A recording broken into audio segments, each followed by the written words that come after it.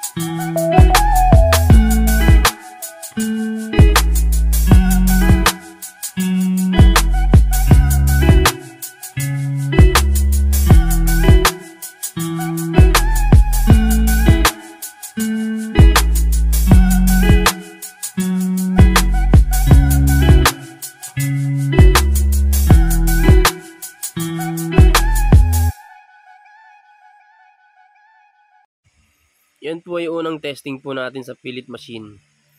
Ganyan po yung lumabas. Ganda, solid talaga. Pwede lahat dyan, kahit anong dahon, kahit anong ilagay mo dyan na basta malambot lang. Pwedeng gulay. Yan, mga gulay-gulay po sa palengke. Mamimili po tayo nyan. Para yan po yung ilalagay po natin. Tapos bibili na lang tayo ng mga ilang sakong darak na mais para mayhalo natin para magkulay din siya. Yan o, green na green yung ano niya. Kasi yung ano niya, Madre de Agua po yan eh. Yan, sobrang ganda, sobrang tipid pa. Galing oh. Yun. 'Di ba? Oo, may tumutuka ng manok, 'di ba? Yan, paglabas niya, sobrang ganda talaga.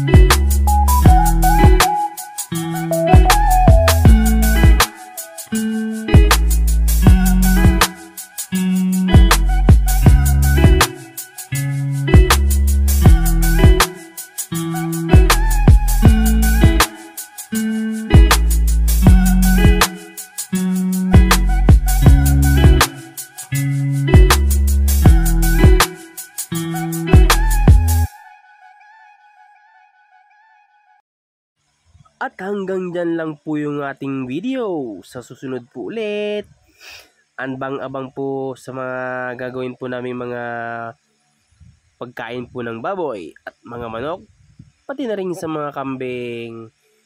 Thank you! Papasalamat po kami sa panonood nyo ng aking vlog. Salamat! Bye-bye!